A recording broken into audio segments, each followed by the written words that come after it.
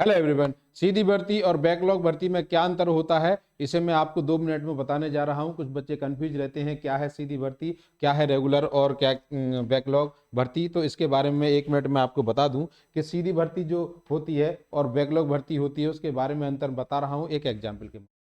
जो हमारी सीधी भर्ती आती है, जैसे सपोज कीजिए कि किसी भी डिपार्टमेंट ने जो भर्ती निकाली है, 100 पद निकाले हैं। कितने निकाले हैं? 100 पद हमारे सृजित किए हैं, की है। 100 पदों को उसे डिवाइड करना है। तो कैटेगरी वाइज जब हम डिवाइड करते हैं, आपको पता है, एक तो जनरल कैटेगरी में होते हैं, एक तो जनरल कैटेगरी में पद डाले जाते हैं, एक एससी और एसटी में डिवाइड किया जाता है, और ओबीसी। उसके बाद अब एक और हो गया ईडब्ल्यूएस। तो ईडब्ल्यूएस तो ये जो डिवाइड किए जाते हैं, तो मान लीजिए 100 पदों को अलग अलग डिवाइड कर दिया गया और वहां पर फिर उसने एग्जाम कंडक्ट कराया। एग्जाम कंडक्ट कराने के बाद फाइनल मेरिट में जो बच्चे सेलेक्ट हुए, मान लीजिए 100 में से यहाँ पर कितना, 80 बच्चे ही सेलेक्ट हो पाए। मतलब कि जो क्राइटेरिया था क्वालिफाई करने का, उस क्राइटेरिया को केवल 80 बच्चे ही क्वालिफाई कर पाए और यहां पर आपकी 20 वैकेंसी शेष रह गई। कितनी रह गई?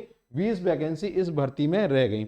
20 वैकेंसी रह गई। तो अब क्या होता है, अगली बार जब नई वैकेंसी आती है तो वहां पर 2 प्रकार का वो डिवाइड कर देते हैं। एक तो कर देते हैं रेगुलर, रेगुलर में कौन सी आती हैं, और एक कर देते हैं उसका बैकलॉग। क्या कर देते हैं?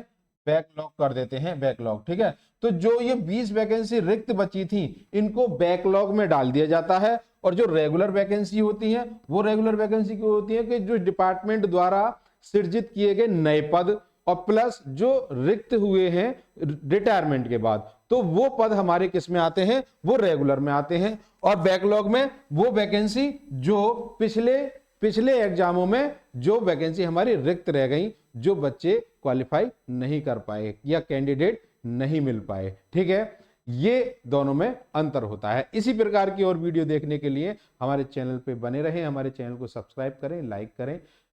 धन्यवाद।